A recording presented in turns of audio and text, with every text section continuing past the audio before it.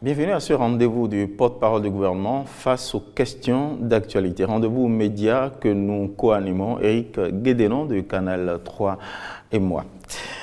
Monsieur le porte-parole du gouvernement, Monsieur Wilfried Langbéji, la vie nationale est marquée depuis les 17 et 18 avril dernier par les émois suscités après les dernières attaques terroristes au bilan meurtrier jamais encore enregistré dans les rangs de nos soldats au front du Nord Bénin. 54 officiellement annoncés comme bilan, mais 70 agités sur les réseaux sociaux. Des statistiques qui sont querellées et qui valent d'ailleurs au gouvernement des critiques par rapport au temps mis par le gouvernement avant les annonces officielles. Au traumatique de ce choc s'ajoute l'émoi de l'opinion qui est aussi en colère contre le gouvernement, à qui il est reproché de n'avoir pas exprimé un message de compassion à l'endroit des familles éplorées, à la mémoire des soldats, mais aussi pour éclairer le peuple sur la situation réelle sur le terrain. Chez Eric, on va donc demander au gouvernement si cette stratégie est une stratégie de guerre face à l'ennemi ou une posture pétrifiée du gouvernement face à l'effroi. Mais il n'y aura pas que cette question, bien d'autres questions vont surgir. En tout cas, c'est la question principale, la situation sécuritaire dans le nord du Bénin. À cela, nous allons aussi ajouter des questions d'actualité. Monsieur le porte-parole, merci de votre disponibilité. Bonsoir. Bonjour. Osès l'a relevé, le Bénin a connu une récente attaque. Déjà, comment expliquer aux Béninois cette nouvelle attaque? Une différence tactique dans notre dispositif de défense? Non, je vous dirais d'emblée non, M. Guédénon. Et pas forcément une défaillance. Mais avant d'aller plus loin, vous me permettrez, à l'occasion ou à l'entame d'une émission comme celle-ci, de redire ici nos compassions, nos condoléances aux familles éplorées et à la nation tout entière. La nation tout entière parce que nous avons pris l'habitude de dire que quand un seul de nos soldats vient à tomber, c'est toute la nation qui est endeuillée. Parce que le soldat qui est au front, il l'est pour défendre la patrie, pour nous défendre, nous tous. Et c'est pour cela que j'associe à ces condoléances et à ces compassions réitérées la nation tout entière. Vous avez évoqué 54. 54, et j'ai bon espoir, je veux espérer en tout cas, que plus jamais nous n'aurons des pertes dans cette envergure-là. 54 et pas 70 et pas plus de 70 comme cela a été véhiculé ici et là sur les réseaux comme vous l'avez souligné. Véhiculé aussi parce que les gens, les assassins qui viennent s'en prendre à nos enfants ont parfois, je ne dirais même pas parfois, ils ont un service de propagande, un service de presse, pour être soft. Et malheureusement pour nous, certains de nos enfants du Bénin, je veux dire, participent à ce jeu-là. De quelle façon? Se font les relais des assassins pour disséminer dans l'opinion des informations de nature à créer l'émoi, à entretenir la psychose. Il ne vous aura pas échappé, par exemple, que quelques jours après, soit le samedi dernier, le 26, je pense, sur les réseaux, d'autres ont eu le vilain loisir de répandre qu'il y avait de nouvelles attaques dont ils assuraient la retransmission en direct, en recherchant des images d'ailleurs, d'autres pays, et des images passées, juste pour faire peur aux Béninois. À quelle fin, croyez-vous?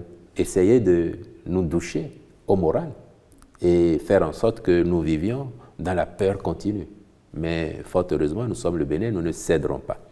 Alors, M. Guédénon, est-ce que cette attaque du 17 était liée à une défaillance dans la stratégie militaire? Je ne crois pas. Et je ne suis pas militaire, pas plus que vous, mais au moins je sais quel est le niveau d'engagement de l'État aux côtés de nos militaires et le niveau d'engagement de la hiérarchie militaire aussi aux côtés des soldats.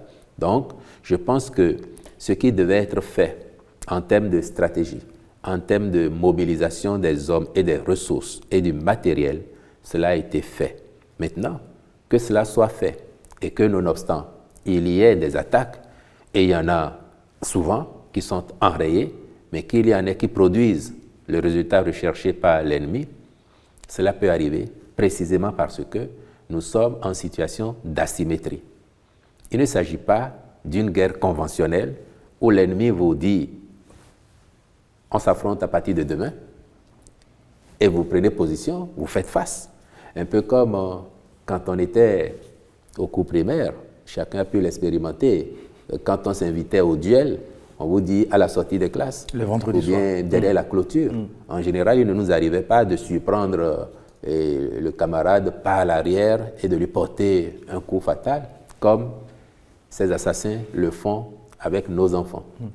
Mais ils le font ainsi parce qu'ils savent très bien que dans une guerre conventionnelle, ils sortiraient forcément perdants.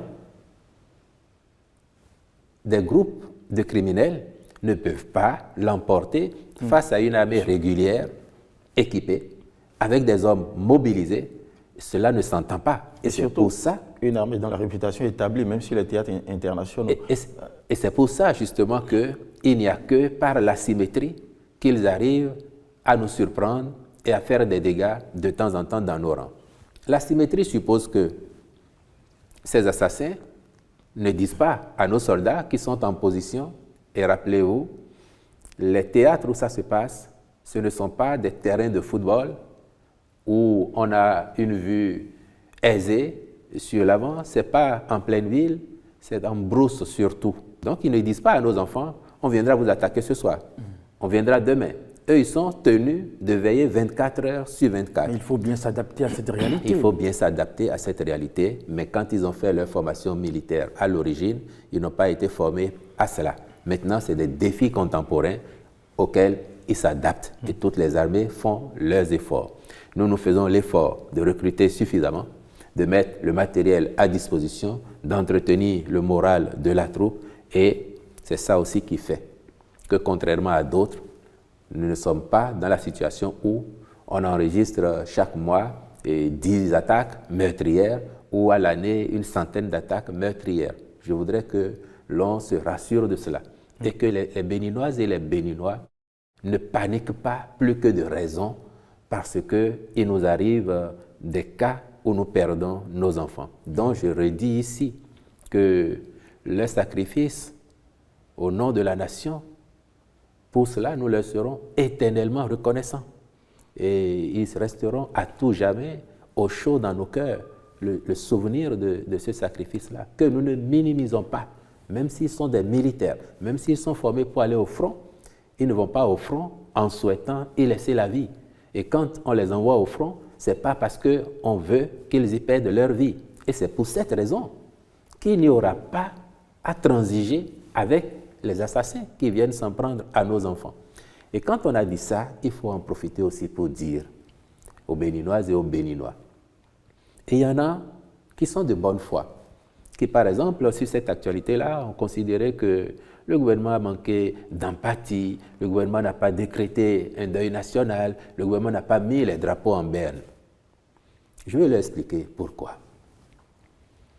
J'ai dit, et on en convient tous, nous sommes en situation d'asymétrie.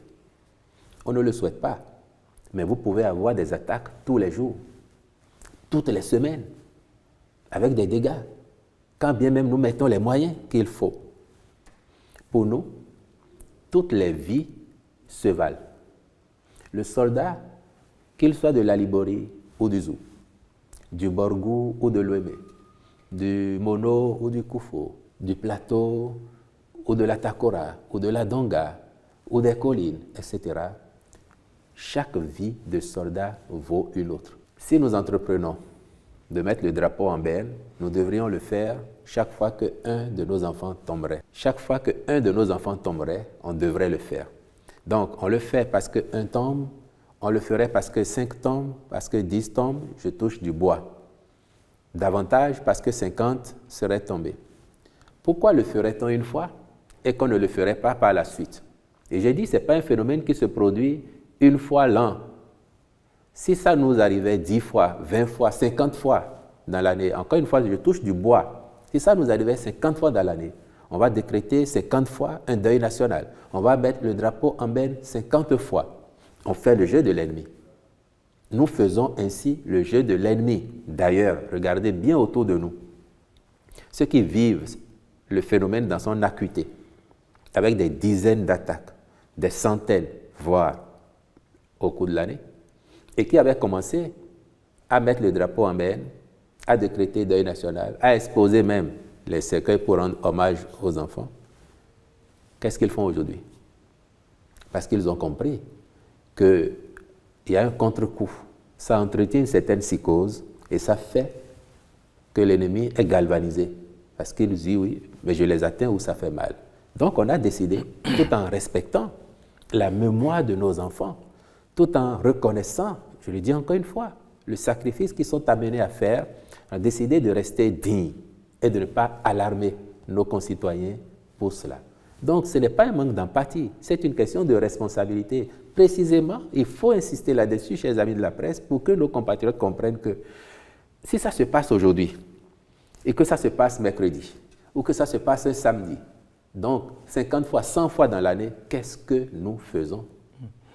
Mais systématiquement, le drapeau en berne, et le faire pour un décès, 5, et pourquoi pas pour 10. Le faire une fois, et pourquoi ne pas le faire pour les autres après? Donc c'est pour ça qu'à l'analyse, on s'est dit, ça ne serait pas pertinent de procéder ainsi. Mais à défaut de ça, qu'est-ce que l'État fait alors? Je voudrais même, à la suite d'appuyer la question d'Éric Guédénon, ce que l'État fait en mémoire des soldats et des familles éplorées. Mais en revanche, est-ce qu'on ne pourrait pas imaginer un moment national pour créer une sorte de sursaut national, de cohésion nationale derrière l'effort de guerre déjà que déploie le gouvernement et surtout pour soutenir les familles éplorées?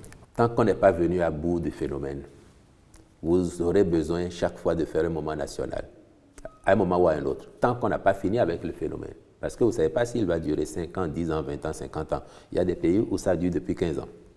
Donc, tant qu'on n'a pas fini avec, vous serez amené à un moment ou à un autre à faire un moment national. Par contre, nous, on a aujourd'hui au Bénin un monument aux dévoués, l'obélisque, où nous sommes convaincus que les étoiles de nos enfants qui sont tombés sont gravées des cieux. Et puis, rien ne nous empêcherait demain, quand on aura remporté une victoire définitive sur ce phénomène et qu'il sera devenu un épiphénomène, rien ne nous empêcherait, l'État du Bénin, dans 5 ans, dans 10 ans, dans 2 ans, dans 1 an même, si on a fini et qu'on est sûr qu'on a fini, rien ne nous empêcherait d'ériger une stèle, un monument exclusivement dédié à la mémoire de ces enfants qui auront payé de leur vie l'intégrité de notre territoire, le maintien de notre pays debout. Et c'est aussi ça, leur sacrifice, qui fait que certains d'entre nous ont le temps de se répandre sur les réseaux sociaux et de colporter ce qu'ils veulent dans le funeste dessein d'apeurer les populations et d'attenter à leur quiétude. Et qu'en est-il alors de cette absence? Maintenant, ce que nous faisons, nous sommes obligés vis-à-vis de nos soldats qui vont au front, qui vont dans des missions spéciales. Et nous avons voté des tests. Il y a une loi, il y a des décrets qui ont été pris. Et lorsque ça arrive, l'État va au soutien des familles. Il y a un montant qui est débloqué systématiquement pour chaque enfant du Bénin tombé au front en mission spéciale. Il y a un montant qui est débloqué. L'argent ne remplacera jamais une vie, mais les familles savent lorsque ça arrive. Et chacune d'elles, par ailleurs, reçoit un courrier formel de la part de l'État à travers le ministère de la Défense faisant les condoléances du gouvernement. Chaque famille intéressée reçoit un courrier. Comme un acte de reconnaissance de la nation. De la nation, déjà. En plus, ce qui est prévu comme moyen, je ne vais pas employer le mot dédommagement parce que ça ne vaut pas une vie. On le paye.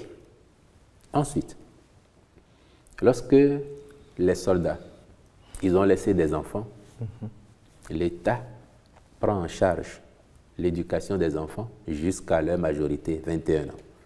Si un soldat a laissé un enfant en CI ou en maternelle, nous nous obligeons à assurer sa scolarité jusqu'à ses 21 ans. Nous mettons en place une assurance maladie pour l'accompagner jusqu'à ses 21 ans. Ça se fait. C'est les réponses concrètes que le gouvernement apporte lorsque nous vivons ces phénomènes-là. Alors, qu'en est-il alors de ce silence qu'on observe assez souvent après les attaques du côté du gouvernement? Les citoyens ont déploré ça aussi. Ça ne parle pas, le gouvernement ne dit rien, l'état-major aussi. Et justement, on est là, dans ce silence. C'est peut-être les réseaux sociaux qui annoncent les nouvelles, les informations, des chiffres avec des images. J'ai dit tout à l'heure que certains de nos enfants, certains Béninois, je vais dire, œuvrent comme s'ils étaient du service de propagande ou du service de presse soft des assassins qui s'en prennent à nos enfants, en se dépêchant, sans esprit de discernement, de divulguer tout et n'importe quoi sur les réseaux. Quand vous évoquez le silence ou le temps mis à faire le bilan, encore une fois, les attaques terroristes ne surviennent pas sur un espace ouvert où l'on voit aisément devant soi. J'ai donné l'exemple d'un terrain de football. Nous sommes en brousse généralement. Lorsque ça survient, qui a intérêt, le premier, à aller communiquer? C'est l'assassin. L'assaillant. C'est l'assassin. Et c'est suppos. C'est eux qui vont dire, bon, on a attaqué. Ben, vous dites, on a attaqué. Nous, on n'a pas de chiffres. L'armée va prendre le temps d'aller vérifier, récupérer les corps de ses frères d'armes, ratisser pour voir est-ce qu'il y a des survivants. Quand l'attaque survient, même quand ce n'est pas effet de surprise, il y en a qui réussissent à se mettre hors de cause. Donc, ils peuvent se cacher, se terrer, voir. Quand ils peuvent riposter, ils ripostent. Certains sont peut-être morts sur le coup, d'autres sont blessés. Donc, l'assaillant, lui, il va dire, j'ai fait une attaque, il y a 100 morts.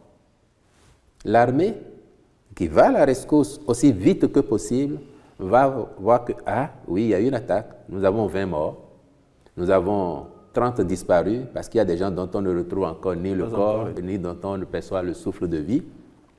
Et puis, au fil des heures, peut-être que certains qui s'étaient mis hors de cause vont revenir, parce qu'ils ont vu que leurs camarades sont là. Donc, ils sont en confiance, ils vont arriver. L'armée prend le temps de faire tout ça. Il ne veut pas communiquer en désordre. Parce qu'il y a eu attaque le 17 à midi ou le 17 au soir, dit voilà. Et c'est pour ça que eux, par exemple, sur le cas du 17, les premiers chiffres qu'ils ont eus, c'était 8. Quand ils sont arrivés, ils ont vu 8. Donc, les gens ont véhiculé qu'il y a eu 8 morts. Et certains ont pensé après que c'était une stratégie pour minorer les dégâts. Non, rien du tout. Et c'est aussi le sens de responsabilité. Ne pas venir dire aux populations, il y a eu une attaque. Et vous venez dire, nous avons 5 morts. Ou bien, nous avons 50 morts. Et la journée d'après, vous revenez dire, non, en fait, c'était 20 morts ou c'était 2 morts. C'est le sens de responsabilité qui leur commande de prendre le temps de faire l'état des lieux et d'arrêter les bilans pour que l'on sache exactement. Et le gouvernement n'est pas sur le terrain. Le gouvernement attend aussi les éléments d'appréciation que l'armée lui fournit pour pouvoir se prononcer. C'est aussi simple que ça. Donc, en vérité, sur à quoi vous conviez nos concitoyens, c'est de considérer que cette guerre face aux terroristes est une véritable guerre et qu'en temps de guerre, les citoyens doivent faire bloc derrière leur État et avoir la patience d'attendre les communications officielles, parce que l'ennemi, partout en situation de guerre, s'empresse toujours de chercher à déstabiliser par une communication mortifère. Et aussi, il y a un détail important. On a été particulièrement choqués par les vidéos diffusées sur les tueries en temps réel. Il est important de passer un message par rapport à la diffusion virale de ces vidéos. Et quand vous évoquez ces vidéos qu'on a vues également, vous aurez noté qu'il y a des soldats sur lesquels on a tiré de dos. De dos. En guerre conventionnelle, ça ne se fait pas. Parce que quand vous avez vu la personne tomber face contre terre, il est à parier qu'on lui a tiré dessus de dos. Même quand le soldat avait son gilet pare-balles, on lui a peut-être tiré dans la nuque et puis s'est retrouvé au sol. C'est insoutenable et c'est douloureux d'en parler. Vous n'imaginez pas à quel point les gens pensent qu'on a plaisir à venir s'asseoir et ne pas dire ce qu'on devrait. Non, on le dit au moment indiqué et dans les termes qu'il faut. Parce qu'on n'est pas en compétition. pour savoir qui parle bien, qui rédige bien. Non, ce n'est pas une compétition. Et on a du respect pour nos enfants, davantage lorsqu'ils ont donné de leur vie pour que nous soyons là. Et c'est l'occasion, effectivement, vous dites, les personnes qui véhiculent, qui se comportent comme des suppôts de l'ennemi et qui véhiculent ça, il faut en appeler à la responsabilité des administrateurs de groupes, les différents forums WhatsApp dans lesquels nous sommes ou sur d'autres plateformes. Quand vous êtes administrateur de groupe, vous êtes responsable de ce qu'on publie dans vos groupes, puisque c'est vous qui connaissez les gens que vous inscrivez dans vos groupes. Et quand ils le font et que vous ne réagissez pas, vous êtes complice, à tout le moins. Si vous n'êtes pas acteur, donc un djihadiste aussi, d'une certaine façon, vous êtes complice de laisser faire ça. Et ça n'est pas normal. Et puis nous, on n'est pas dupes, M. Sounouvou, M. Guédéno, il faut que vous le sachiez. Parce que vous avez noté par exemple que après le 17, le samedi 26, les mêmes officines qui ont l'habitude de relayer ces images macabres ont entrepris le samedi 26 de nous faire croire qu'elles nous faisaient vivre en direct une nouvelle attaque terroriste avec des images venant d'autres pays, avec l'enthousiasme de gens qui ont le sentiment de faire, comme chez vous, les journalistes, un effet de scoop. Non, le sensationnel, même, ce n'est pas vraiment le fort du journalisme, mais le scoop, ouais, dont ils sont détenteurs. Nous, on sait, et je vais vous le dire avec gravité, on sait qu'il y a des officines qui ont comme plan d'action politique en 2025 de travailler à la déstabilisation du Bénin et qui ont beaucoup d'argent pour cela. Je parle d'officines. Vous portez des accusations aussi graves. Je parle d'officines et je vais vous dire, plus grave encore, certains de nos compatriotes officient au sein de ces officines-là. De l'intérieur ou de l'extérieur? De l'intérieur comme de l'extérieur. Je vais vous le dire. Et nous, quand on le dit, ce n'est pas pour fuir nos responsabilités. Je vous ai dit, on ne bat pas notre coupe sur la poitrine des autres. Nous assumons, mais nous savons. Et c'est aussi pour ça que nous faisons front. Nous ne capitulerons pas. Nous avons à défendre nos enfants, nous avons à défendre notre pays.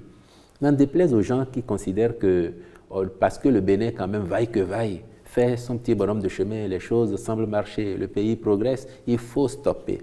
Regardez, dans ce contexte-là, nous avons fait 7,5% de croissance en 2024. On n'aurait pas tout ça. On n'aurait pas certaines situations exogènes qu'on serait peut-être à 9-10%. Et tout ça va se ressentir aussi sur l'amélioration des conditions de vie de nos concitoyens. Donc, c'est un défi et c'est une guerre. C'est une guerre qui n'est pas une guerre normale, c'est une guerre asymétrique et il faut en avoir conscience. Après, je ne vous livrerai pas les stratégies militaires parce que les militaires, ils ont des obligations. Mais après, en situation d'asymétrie, il faut, vous le disiez peut-être tout à l'heure, il faut aussi s'adapter. Et s'il faut changer d'approche, il faut utiliser certaines méthodes, peut-être que désormais, il ne faudrait pas en faire l'économie. On voudrait mieux comprendre sur cette accusation que vous portez sur certains de nos concitoyens dans l'objectif de déstabiliser notre pays. En termes clairs, il y aurait un financement destiné à des Béninois dans l'objectif de déstabiliser le Bénin? Pour être plus précis encore, vous voyez les personnes dont parlait M. Sounouvou qui diffusent sans discernement ces vidéos, ces productions sur les réseaux. J'ai dit, il y en a qui sont de bonne foi, mais il y en a malheureusement qui sont dans une entreprise déstabilisatrice. L'officine dont je vous parle a ce qu'elle appelle une armée numérique constituée de quelques centaines de personnes qui sont grassement payées et dont le rôle, c'est de partager sans réfléchir ce qu'on leur donne ou d'aller faire les audios virulents qui veulent faire croire que rien ne se fait au profit de nos militaires. Voilà, il y a des attaques tous les jours et le gouvernement ne fait rien, l'armée ne fait rien, le tout en recherchant un effet de lassitude des populations ou un effet de mécontentement généralisé parce qu'on ferait croire aux populations qu'il n'y a pas de réponse en face. Et certains nous ont même invités à aller faire allégeance à d'autres pays autour de nous, où malheureusement pour ceux qui nous y invitent, la situation n'est pas des plus enviables. Nous gérons la nôtre, mais de loin, nous sommes encore mieux logés que ceux vers qui on nous propose d'aller chercher solution. En tout cas, vous nous rassurez sur le fait que notre dispositif est efficace, en tout cas dans cette lutte, mais nous savons aussi que face à l'ennemi, il faut une coopération régionale. Le Bénin en est où en la matière? Je veux vous rassurer sur le fait que nous avons un dispositif en place et que globalement, il est efficace parce que les cas qui sont enrayés, les cas de tentative qui sont enrayés dépassent ceux qui produisent les effets. Et parce que c'est quand il y a les effets que vous voyez, vous avez souhaité tout à l'heure, et moi avec vous, que l'armée nous fasse savoir plus souvent quelquefois ces cas arrivent, même s'il faut savoir mesure observer pour ne pas que ce soit contre-productif finalement. Et s'agissant de coopération, nous sommes les premiers demandeurs de la coopération. Encore une fois, si vous l'aviez oublié, le président Patrice Talon a été le premier à demander au sein de la communauté CEDEAO que les États mutualisent leurs efforts, ce qui a donné naissance à l'initiative d'Accra qui malheureusement n'a pas prospéré après parce que l'engagement des uns et des autres n'y était pas. Le président Talon s'est rendu au Burkina Faso, parler avec les autorités de fait qui étaient là. Vous avez oublié cela. Nous avons conclu un accord. Même un droit de suite. Nous avons conclu un accord avec le Niger, avec le Burkina à l'époque pour ça. Ce n'est pas de notre fait si dans ces pays-là, il y a un changement de paradigme qui fait qu'on ne peut pas donner suite à ce qui a été négocié. Ce n'est pas de notre fait. Et puis, à cette occasion-ci, je voudrais faire une précision.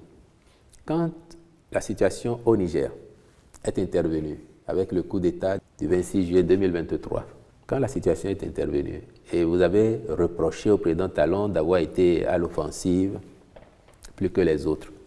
Oui, nous avons joué pour la CEDEAO, mais nous avons aussi joué en pensant aux intérêts du Bénin. Les intérêts du Bénin, c'était quoi? Nous savions que sur le front de la frontière avec le Burkina, c'était déjà critique. Et on sait ce que ça coûte. Et nous n'avions aucune envie que le côté Niger aussi nous impose les mêmes réalités que côté Burkina. Et c'est à ça que nous assistons maintenant. Le point triple dont on parle, c'est Bénin, Burkina, Niger.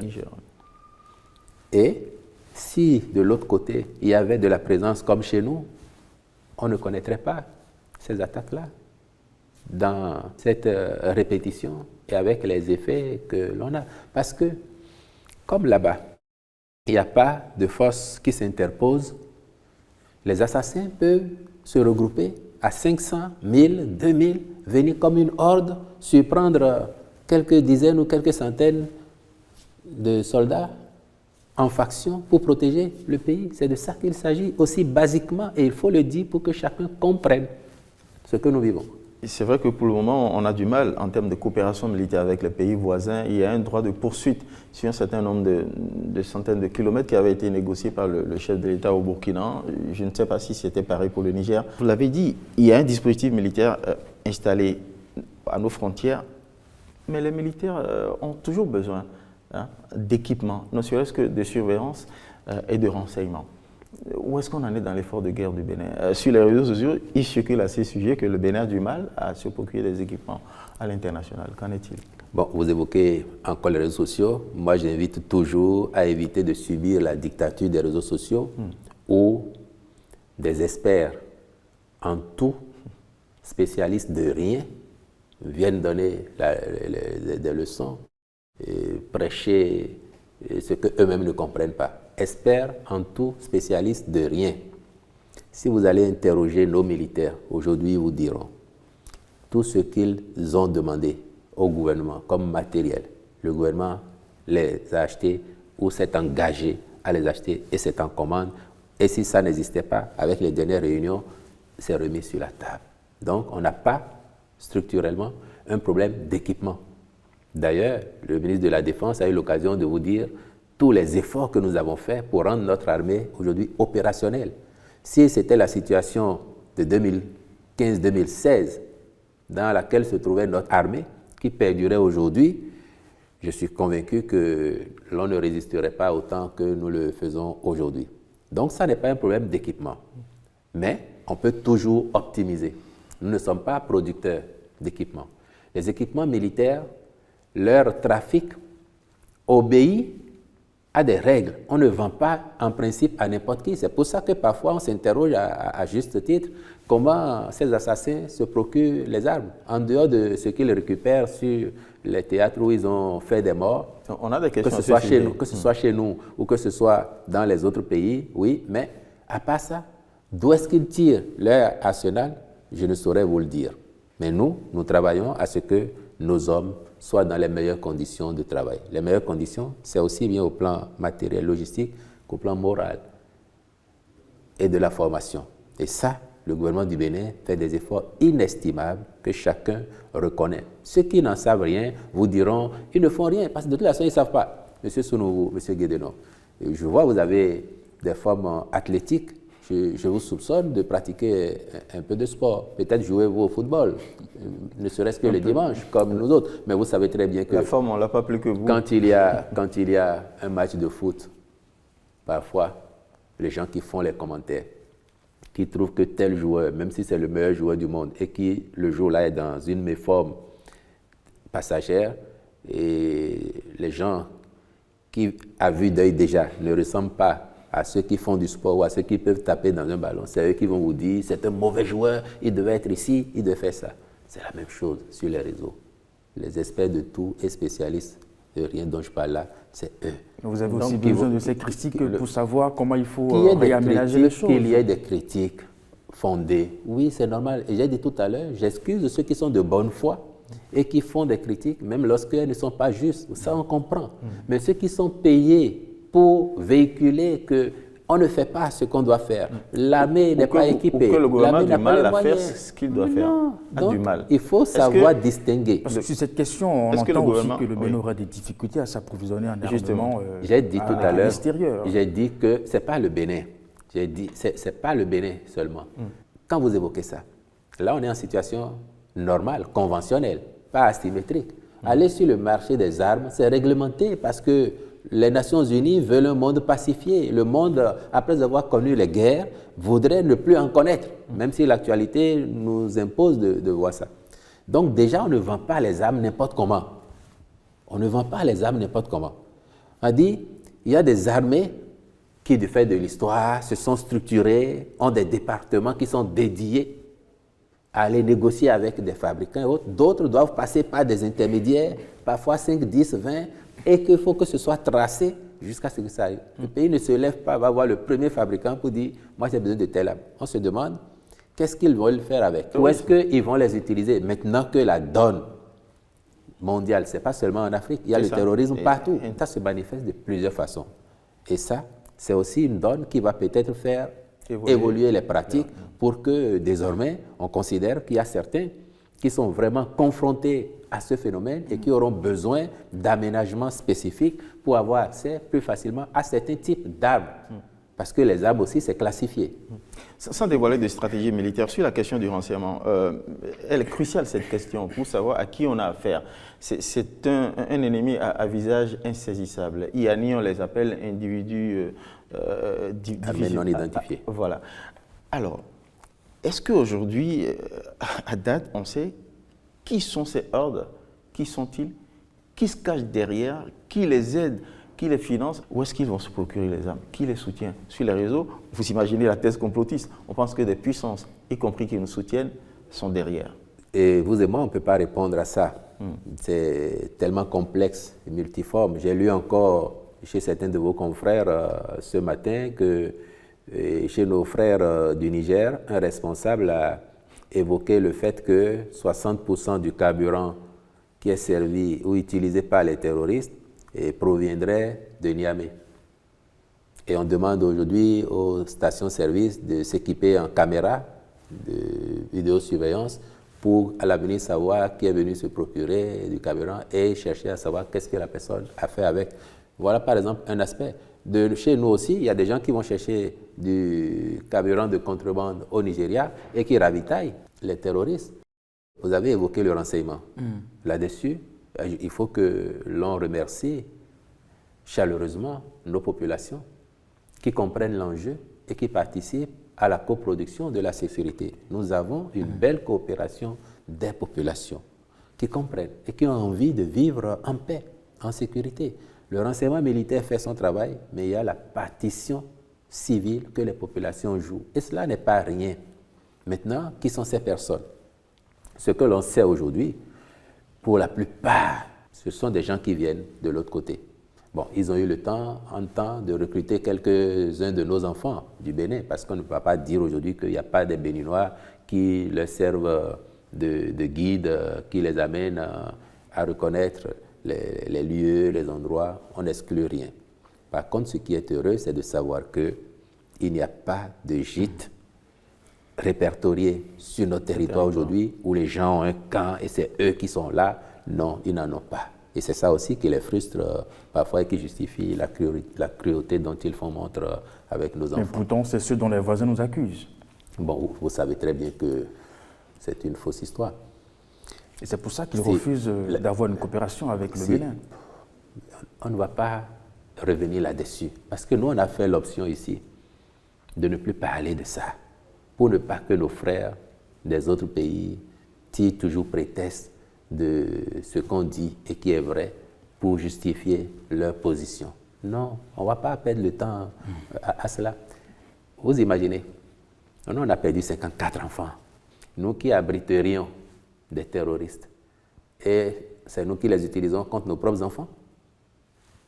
Et le bon sens devrait nous guider. Hein. On va évoluer avec les sujets d'actualité. Monsieur le porte-parole, on a vu le chef de l'État, quand même à la tête d'un pays laïque, et au cœur d'un processus d'unification d'une religion, je vais nommer les Célestes. Que vient chercher le chef de l'État dans un tel processus? Et c'est précisément parce que le pays est laïque, que la République est laïque, que le chef de l'État, lorsqu'il le peut, vole au secours, au chevet de l'une ou l'autre des religions. Vous avez eu les protestants. Cette fois-ci, c'était les Célestes, mais avant, il y a eu parfois chez nos frères musulmans intervenir pour régler un conflit là. Ce n'est pas toujours des conflits de même envergure, mais autant qu'il a pu jouer ses bons offices, mettre en jeu ses bons offices pour pacifier et ramener la paix, il l'a toujours fait. Et je n'ai pas vu un seul Céleste qui soit mécontent de ce qui s'est passé samedi dernier, où après 40 ans de guerre et de division, et ils voient tous poindre à l'horizon la perspective d'une Église réunie. L'une des plus belles choses que, de ce point de vue-là, au plan des religions, que nous ayons apporté au monde, à l'universel, c'est l'Église du christianisme céleste, n'est-ce pas, qui aujourd'hui est présente sur tous les continents. Tous les continents. Et donc, on dira, c'est une Église qui est née au Bénin, c'est une signature béninoise. Et donc, tout ce que nous pouvons faire pour la conforter, la solidifier, lui donner un nouvel espoir, c'est ce que le chef de l'État a entrepris de faire. Et fort heureusement, cela marche bien grâce à la disponibilité des partis qui ne se parlaient pas et grâce à leur bonne volonté. On se pose la Donc question le mérite, aussi, il n'est pas seulement celui du chef de l'État, il est aussi celui des différents responsables de cette Église. En vrai, que recherche le chef de l'État dans un tel processus? Un pays pacifié, absolument, et avec une coexistence pacifique des religions. Il n'y a pas d'objectif en arrière. Des dividendes politiques. Des dividendes politiques pour quelqu'un qui n'est candidat qu'à sortir de son dernier mandat. Oui, mais il est de bonne loi que le candidat qui viendrait soit un candidat de parce que vous pensez que ça se reverse comme ça automatiquement. De son adhésion. Non, le chef de l'État, quand il a fait la réunification des protestants, c'était pour quel objectif? Quand il a réuni la famille du football au Bénin, c'était pour quel objectif? Quand il intervient pour régler les problèmes chez les musulmans, la dernière fois à Porto-Novo, il y avait une crise de succession de l'imam central, il est intervenu pour régler. C'était dans quel objectif?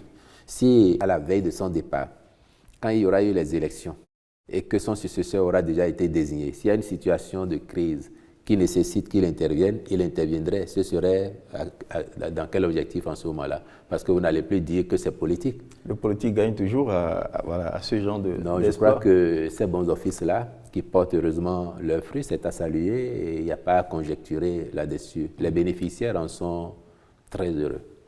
Je le remercie pour cette baraka qu'il a déjà lui-même et qui rejaillit sur eux, parce que quand ils touchent, ça fait mouche et c'est tant mieux. En tout cas, nous voyons bien cette démarche de recherche de paix.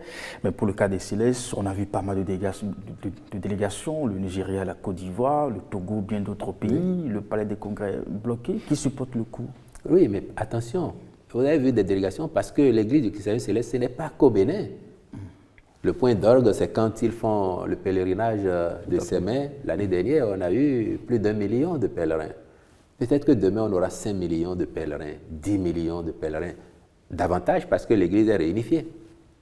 Les gens qui allaient au Nigeria, qui restaient au Togo... Donc l'État le fait aussi dans la perspective... En Côte d'Ivoire, au Japon ou ailleurs, tout cela viendrait ici demain. Ce serait tant mieux pour le tourisme religieux. Ce serait tant mieux pour le tourisme religieux, tant mieux pour nous. Et nous voulons que ça se passe au mieux. Donc, ne regardez pas... Au-delà de la recherche de paix, il y a aussi un intérêt économique que recherche le Non, a priori, ce n'est pas l'intérêt économique. Maintenant, si nous réussissons à faire en sorte que ce soit pacifié et que désormais la gouvernance de l'Église soit unifiée pour le bonheur des fidèles et que sur les années à venir, cette réunification acquise permet d'avoir d'autres gains pour notre pays, pour la sous-région, personne ne cracherait dessus. J'ai parlé du tourisme, du pèlerinage, et il a évoqué le tourisme religieux. C'est 1 million et quelques l'année dernière. Si l'organisation, parce que l'Église est unifiée, l'organisation du pèlerinage avec le concours de l'État devient quelque chose de plus en plus professionnel, où les commodités sont offertes aux pèlerins. Et que, ce faisant, dans 5 ans, dans 10 ans, nous avons 10 millions de pèlerins qui, fin décembre de chaque année, viennent au Bénin, séjourner au Bénin. Aujourd'hui, quand les gens vont à la Mecque, vous voyez chaque année combien de millions de personnes vont là-bas. Imaginez ce que ça apporte à notre pays. Et c'est aussi ça le rôle du leader qui est à la tête de notre pays, de projeter le Bénin sur les décennies à venir. À quel niveau voulons-nous être? Qu'est-ce que nous faisons aujourd'hui pour faciliter notre marche vers? Et ça n'exclut pas que des religions soient bien, que des religions qui par ailleurs sont nées chez nous et que nous pouvons travailler à conforter, à solidifier, qu'on le fasse et qu'elles apportent également leur contribution à ce que le Bénin sera dans les années à venir. Vous l'avez indiqué, la baraka du chef de l'État est telle que quand il touche une matière, un sujet, ça fait mouche.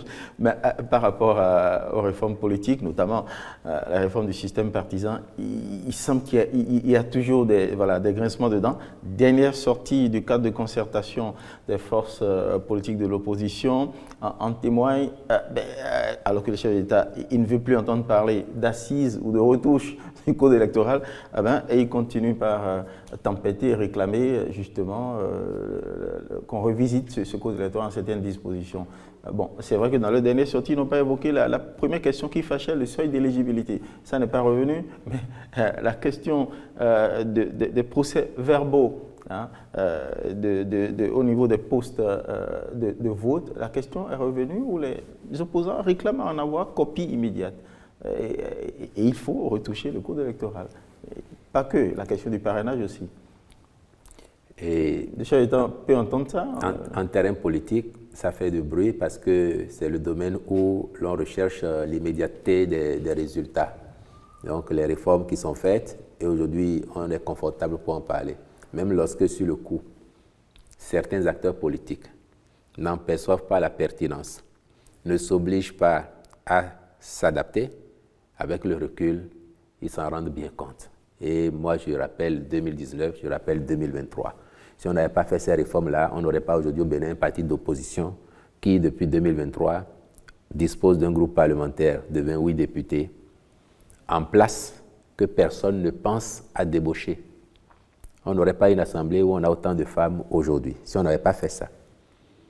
Et donc, les querelles du moment, j'en suis convaincu, relèveront bientôt du passé lorsque les uns et les autres verront encore plus les effets positifs de toutes ces réformes. Regardez toutes nos communes aujourd'hui. Depuis 2020, elles sont gérées dans la stabilité, l'homogénéité des conseils communaux. Même lorsqu'il y a 2 groupes opposés, l'homogénéité est là. Vous n'avez plus de valses de maire où toutes les semaines ou tous les mois on démet un maire. C'est le gain de la réforme politique qui fait qu'on stabilise la gestion du pays, y compris au plan décentralisé. Et ça, c'est quelque chose que, même si les acteurs politiques ne le disent pas maintenant, l'histoire dira un jour qu'il y a eu des gens qui ont eu le courage, la vision pour bousculer les habitudes, obliger les uns et les autres à se mettre ensemble pour qu'on en soit là. Mais autrement, on n'y arriverait jamais. En termes clairs, le gouvernement n'est toujours pas sensible à une relecture du code électoral Mais ou une assise nationale. Relire le code, pourquoi moi je ne suis pas à l'Assemblée. Si à l'Assemblée nationale, les députés s'entendent pour dire qu'il faut relire, ils vont relire. À l'heure où je vous parle, je n'ai pas connaissance d'un projet de loi au niveau du gouvernement qui appellerait à une relecture du code.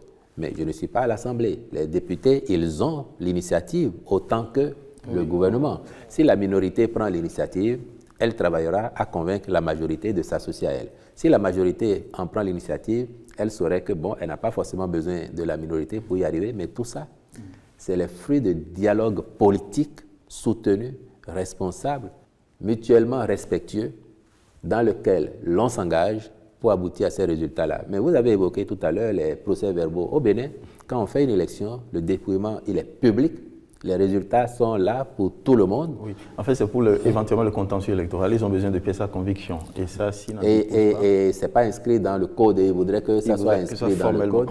Bon, mais ils n'ont qu'à faire les discussions là où cela se fait. Et puis, si c'est dans le code, nous, de toute façon, une fois que le code est promulgué, il sera exécuté comme loi de l'État. Oui, on a conscience qu'on n'a pas en face de nous le porte-parole de l'Assemblée, ça c'est sûr. Mais enfin, on veut tâter l'état d'esprit du chef de l'État parce qu'on sait que quand il chuchote à l'oreille de sa majorité, et généralement, quand il est sensible à une question, généralement il lui donne droit. Ah oui. Espérons alors que les uns et les autres sauront lui porter l'information, lui présenter leurs doléances et surtout le convaincre de la pertinence ou de la nécessité de faire telle ou telle réforme. Parce que vous savez que quand il est convaincu, il va le faire. Il peut ne pas y penser, mais si les vis-à-vis lui démontrent que ce que nous demandons là, c'est même indispensable et en démontre la pertinence, le chef de l'État sera leur premier allié. Osias, on va finir avec le dernier sujet. Les travailleurs sont à l'honneur ce 1er mai. On voudrait bien savoir aujourd'hui quelle est la qualité des relations entre le gouvernement et les partenaires sociaux, les centrales syndicales. Bien, globalement, nous avons des relations apaisées. Ce n'est pas le sentiment. Non, nous avons des relations apaisées. Nous avons des relations globalement bonnes. Elles peuvent être encore améliorées. Et je sais que Mme Matisse et le ministre d'État et Biochane et tous les autres membres du gouvernement qui sont de la commission, ils discutent avec les partenaires sociaux, sont dans cette logique-là. Donc, tous les efforts qui peuvent être faits encore pour relever la qualité de ces relations, ils n'en feront pas l'économie. Mais c'est l'occasion, parce que vous parlez du 1er mai, c'est l'occasion aussi de saluer nos compatriotes travailleurs, que ce soit de l'administration publique, que ce soit du secteur privé, que ce soit ceux qui sont à leur propre compte, que ce soit les artisans, que ce soit les agriculteurs, parce que souvent on oublie tout cela. Hein. Le travail, c'est tout cet ensemble. Ce n'est pas seulement ceux qui sont au service de l'administration publique. C'est ceux qui, dans les champs, sous la pluie, sous le soleil, malgré la menace terroriste, nous permettent de manger, de vivre. C'est ceux qui sont sur les routes, qui nous déplacent. C'est ceux qui, de nuit, balayent nos villes pour les rendre de plus en plus belles et attrayantes, ce que le monde salue. C'est tous ceux qui, même quand ils vivent leur passion, je parle des sportifs par exemple, permettent que le Bénin soit bien vu à l'international. Et donc, c'est à tout cela qu'il faut rendre hommage en cette veille de 1er mai et les remercier pour le travail qu'ils font pour le Bénin, un travail de qualité qui fait que de plus en plus le pays se redresse, il est debout et à cette allure nous sommes convaincus que génération après génération nous serons encore plus opiniâtres. Nous travaillerons avec abnégation pour que le Bénin atteigne des niveaux que d'autres nous envieront toujours. C'est quand même aussi l'occasion de faire le bilan. Est-ce que vous pensez que ce que le gouvernement a fait ces 9 dernières années pour les travailleurs participe de leur épanouissement ou ça les a rendus plus malheureux? Puisqu'on entend quand même de quel point de vue? Salaire, conditions de travail, conditions de vie. Je dis, il y aura toujours moyen de demander à ce qu'on fasse plus. toujours. Je ne connais pas de pays où vous entendrez le contraire. Monsieur Guédénon, si on vient chez vous, vous êtes de Canal 3, si on vient dans le groupe de presse Canal 3 aujourd'hui et que vos employeurs décident, en cette occasion-là, que les salaires de tout le personnel sont multipliés par 2 ou par 3, pour compter du 1er mai 2025, vous allez applaudir. Pendant quelques jours, vous allez dire « Oh, c'est bien ». Mais 3-6 mois après, vous allez revenir avec d'autres revendications. Dans un an, même, vous allez trouver que le salaire qui a été si bonifié là ne fait plus l'affaire. Donc, c'est un travail continu. Ce que nous on a fait, assez souvent que le visage du travailleur est malheureux au Bénin. Ce que le gouvernement a fait, c'est déjà un acquis pour les travailleurs. Et donc, oui, c'est normal qu'ils veuillent qu'on aille au-delà. Et nous, si on a les moyens demain encore de faire plus, on va le faire avec beaucoup de plaisir. Quand on a dématérialisé autant aujourd'hui pour faciliter un peu plus la vie, aussi bien aux populations, les usagers de l'administration, qu'aux travailleurs, quand on a fait les augmentations de salaire de décembre 2022, quand on fait en sorte qu'il soit plus aisé de circuler à Cotonou ou à Calabi et qu'on crée des cadres de travail adéquats, comme les cités qui sont en construction, aussi bien la cité de Calabi que les cités départementales, tout ça apporte du confort aux travailleurs. Mais en même temps, dans la poche, ils en veulent. Et même en termes de confort, ils veulent encore plus. Et c'est pour ça que je vous dis, au-delà de tout ce que nous avons déjà fait, qui est un acquis pour eux, qui entre certes dans notre bilan, s'il y a moyen demain d'en faire davantage, ben nous sommes preneurs. Sans doute, c'est une perche que M. Kassamampo va sans doute saisir au bon. C'est légitime de la part des travailleurs toujours en réclamer davantage pour améliorer leurs conditions existentielles. Il projette de faire une marche le 1er mai, jour symbolique, donc acte symbolique. Est-ce que vous avez peut-être un message particulier à adresser non seulement à ces travailleurs qui vont marcher, et éventuellement aussi à l'administration préfectorale pour que tout se passe bien. Parce que ça ne s'est pas toujours bien passé. Vous disiez que c'est légitime et de réclamer plus, oui. Mais attention, quand vous avez une poule aux œufs d'or, vous ne cherchez pas sa mort. Parce que si elle meurt, vous n'avez plus des œufs d'or. Hein. Si vous tirez trop d'elle, vous n'en aurez plus. C'est pour ça que nous, de façon responsable, on regarde qu'est-ce qu'il est possible de faire à l'instant où l'on parle, ou planifier à telle échéance, qu'est-ce qu'il est possible de faire et qu'on fait. Donc oui, il faut demander, mais il faut aussi être responsable et savoir que bon, faut pas tout demander, faut pas demander l'impossible, surtout quand on connaît la réalité et qu'on connaît aussi la disposition d'esprit de ceux qu'on a en face à faire les choses dans le sens que l'on souhaite, même lorsqu'on ne demande pas. Parce que quand ils le peuvent, ils le font sans attendre qu'on demande. Pour le reste, c'est la responsabilité des organisations syndicales et qui organisent une marche comme traditionnellement au 1er. Si elles prennent toutes les dispositions pour que leur marche se tienne, on sera là. Nous aussi, on est des travailleurs. On va apprécier. Eh bien, monsieur le porte-parole du gouvernement, on considère que votre message aura un écho favorable et que tout se passera bien le 1er. Et on en profite pour dire bonne fête à tous les travailleurs et voilà, du Bénin, les femmes y compris quand on dit travailleurs. Tout le monde est concerné. Merci beaucoup, monsieur le porte-parole du gouvernement. Merci, cher. Merci, Ozias. Merci bien. Et à bientôt. Merci de nous avoir suivis.